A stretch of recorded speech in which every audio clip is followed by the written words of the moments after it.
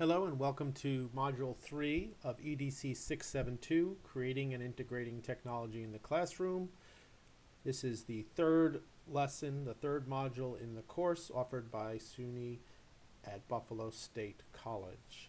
This module has to do with curriculum mapping, and I will be spending a few minutes talking about curriculum mapping, what it is, some of its advantages, and how it is used in the classroom.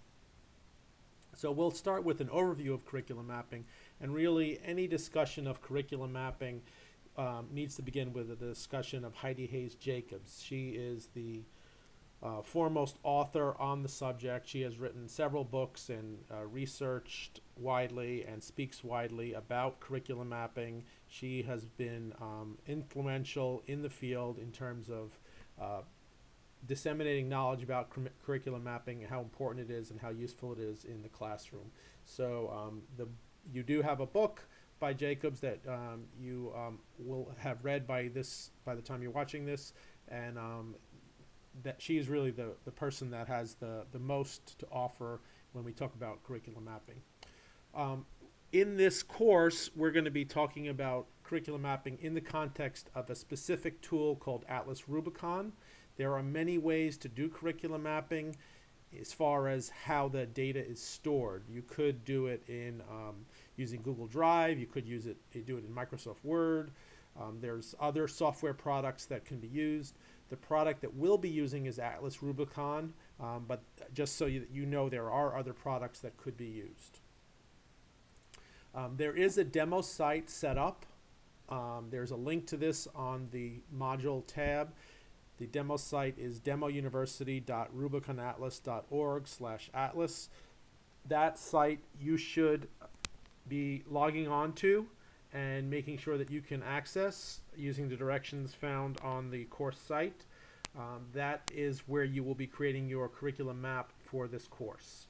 Again, that's available to you to use, but there are other software products and other sites that you can use, but that's the one you're going to use for this course.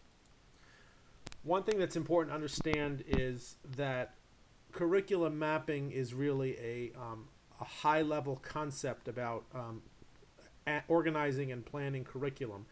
In the Atlas Rubicon site, we're going to be using a framework called Understanding by Design, and that framework kind of specifies which categories and sections are going to be used in the curriculum map, and we'll get to that when we go over the Atlas software in detail in class. So that's kind of an overview, some background of curriculum mapping. Let's talk a little bit about what curriculum mapping is, and then we'll talk a little bit about some of the benefits. So first of all, and very simply, curriculum mapping documents what is being taught in classrooms. So years ago, every teacher sort of had their own textbook or resources or plans, and they kind of did what they wanted to do, and those days are long over. That's no longer acceptable. These days we want to make sure that there's some consistency between what teachers are teaching within a grade level and within a school, and between schools. So curriculum mapping is a way to document specifically what is being taught in classrooms.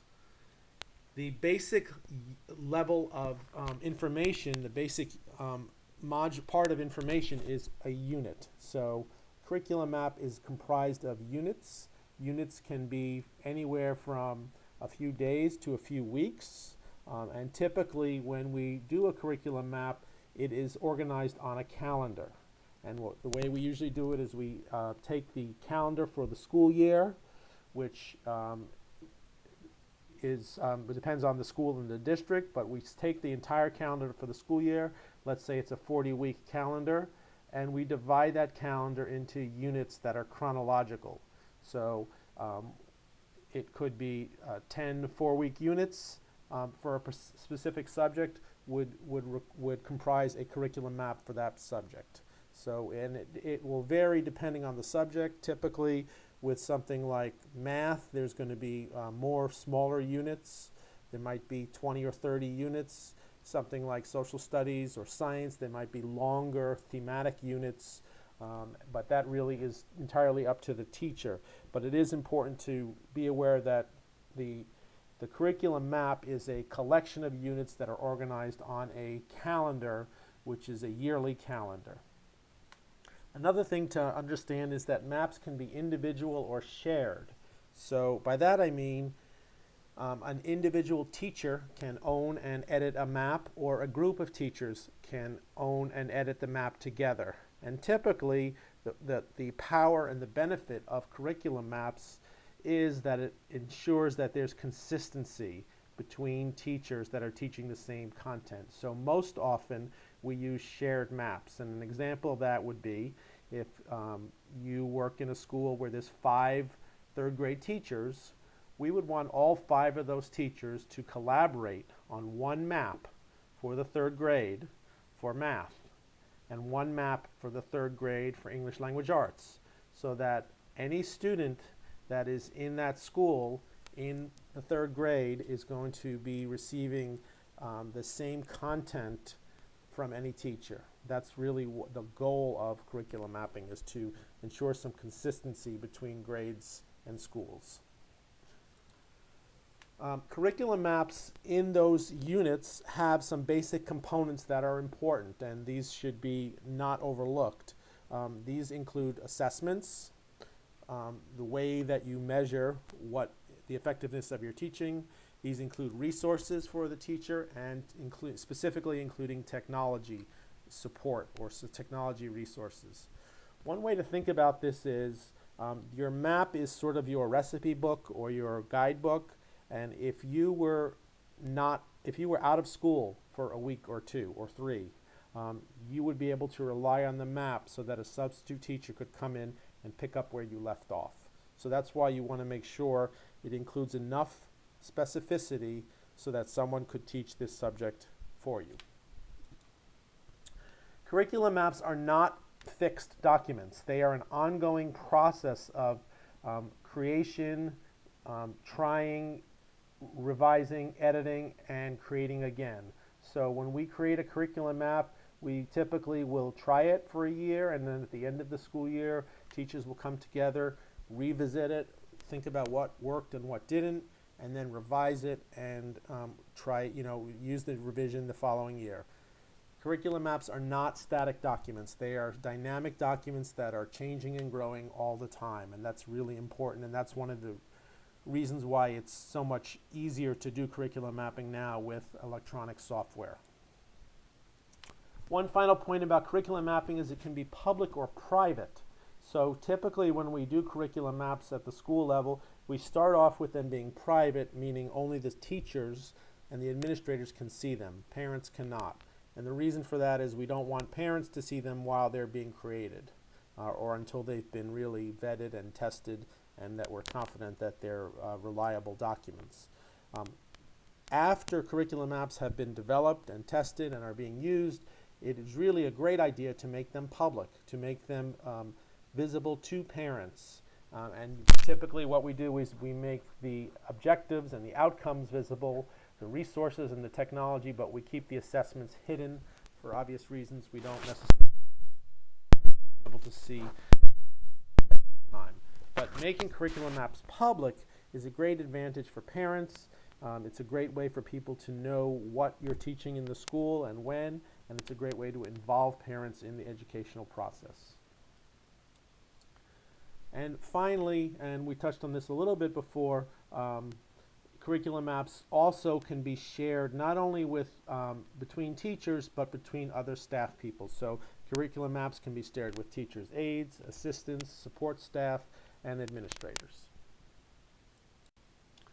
So some of the advantages of mapping, one of the main one is to look at what we call gap analysis. So we can take a look at our curriculum and look at the content for the entire year for a specific grade level or subject and basically see what's missing.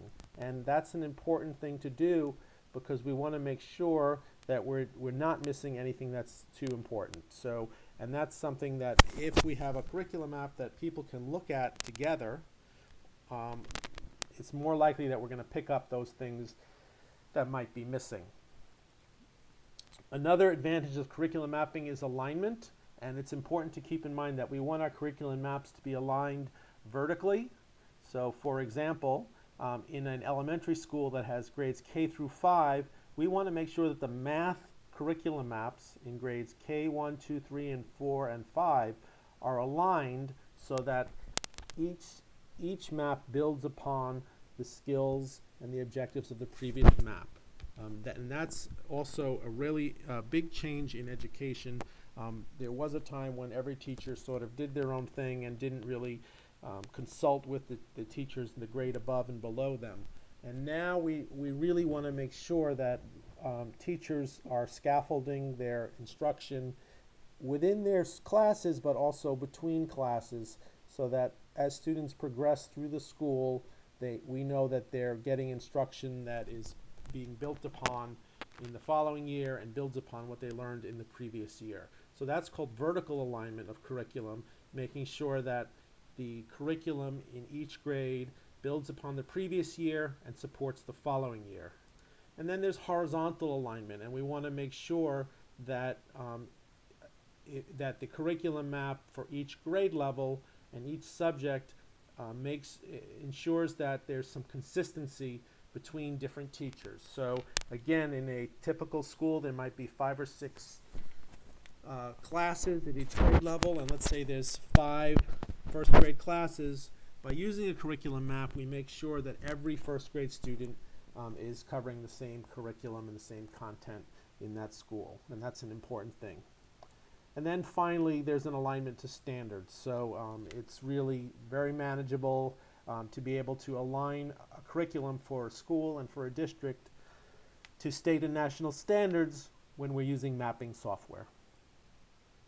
So that's kind of the overview of curriculum mapping. We'll talk a lot more about this in person. What you need to work on is to review all content on the website on the Module 3 tab. I want you to log into the Atlas demo site to make sure that you can get in and are able to access that software. Review the Jacobs text before we meet in person, and bring to class your materials for your curriculum map. So we're going to start the curriculum map in class, and you'll need to have some materials so that you can do that together. That's the end of Module 3 Sunday. I hope this information is useful and helpful, and I'll see you in class. Thank you.